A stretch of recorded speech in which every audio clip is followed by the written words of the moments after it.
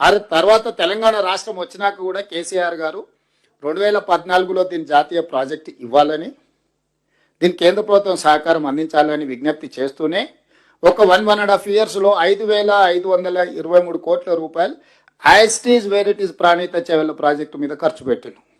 టోటల్గా 11,670 కోట్ల రూపాయలు ఖర్చు పెట్టిన తర్వాత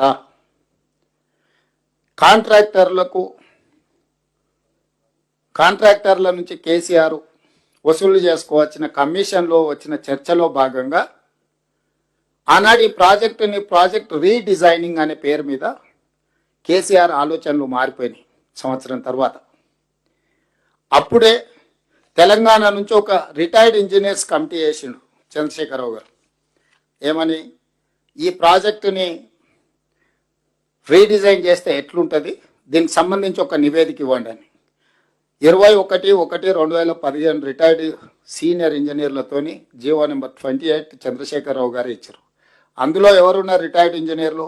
CE Anantaramulu, retired CE Venkataramana Rao గారు, రిటైర్డ్ సిఈ చంద్రమౌళి గారు, రిటైర్డ్ ఎస్సీ దామోదర్ రెడ్డి గారు, రిటైర్డ్ ఈ శ్యామ్ ప్రసాద్ రెడ్డి గారితో ఒక కమిటీ వేసింది.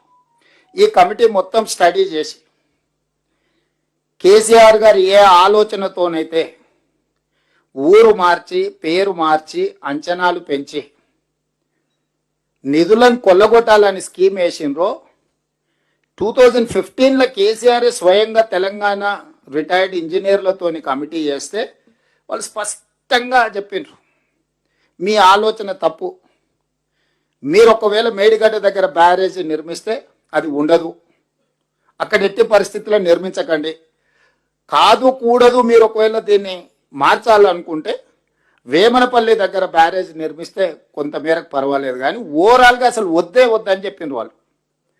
ఆ రిటైర్డ్ ఇంజనీర్స్ ఒఫీషియల్గా సబ్మిట్ చేసిన నివేదికను తొక్కిపెట్టి ఆయనకు నచ్చినట్టు ఇవ్వలేదు కాబట్టి దాన్ని పక్కన పెట్టి వ్యాప్కోస్కి ఈయనకి ఏం కావాలనో చెప్పి ఒక స్టడీ రిపోర్ట్ ఇవ్వమన్నాడు. నేను ఇక్కడున్న పెద్దలందరూ హోటల్కి వెళ్ళి మనము లంచ్కో డిన్నర్కు వెళ్ళి మనం చికెన్ 65 మటన్ ఫ్రై తీసుకురమ్మంటే వాడు ప్రాన్స్ అయితే తేడు కదా, ఇడ్లీ తేడు కదా, మనం ఏది ఆర్డర్ ఇస్తే వాడు అదే తీసుకొస్తాడు. వ్యాప్కోస్ అనే సంస్థ డాక్టర్ వైఎస్ రాజశేఖర రెడ్డి గారు కాంగ్రెస్ పార్టీ అధికారంలో ఉన్నప్పుడు ప్రాణహిత చేవెళ్ల ప్రాజెక్టుకి డీటెయిల్ ప్రాజెక్ట్ రిపోర్టు వ్యాప్కోస్కే ఇచ్చారు. అదే వ్యాప్కోసు తుమ్మిడేటి దగ్గర ఈ ఎత్తులో కట్టండి, అక్కడి నుంచి శ్రీపాద ఎల్లంపల్లికి నీళ్లు తేండి, శ్రీపాద ఎల్లంపల్లి నుంచి ఇట్లా ముందుకు చివరి ఆయకట్టు చేవెళ్ళ వరకు వికారాబాద్ వరకు తీసుకెళ్ళడానికి ఏ విధంగా తీసుకెళ్ళాలి, ఎక్కడెక్కడ రిజర్వాయర్లు కట్టాలి, దాంట్లో ఎంత కెపాసిటీ ఉండాలి, నీళ్ళు ఏ విధంగా వెళ్ళాలని ఇచ్చి అంచనాలు ఇచ్చింది కూడా వ్యాప్కోసే. 38,000 కోట్లతో పూర్తయితే వ్యాప్కోస్ రిపోర్ట్ మీదని ఆనాడు కాంగ్రెస్ పార్టీ టెండర్ పిలిచింది.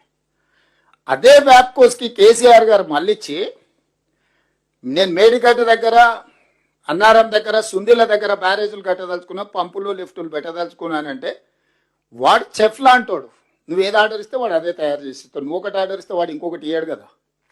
నీ తెలంగాణ ఇంజనీర్లు తెలంగాణ పట్ల ఉన్న కమిట్మెంట్తో నీ ఆలోచన తప్పు. వాళ్ళ ఇంజనీర్లు, వాళ్ళ ఎక్స్పర్ట్స్.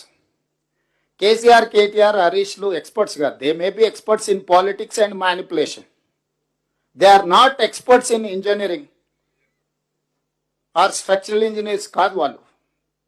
వాళ్ళు సివిల్ ఇంజనీర్స్ కాదు, స్ట్రక్చరల్ ఇంజనీర్స్ కాదు, లేకపోతే సాగునీటి రంగ నిపుణులు కాదు. ఇదేదీ లేదు.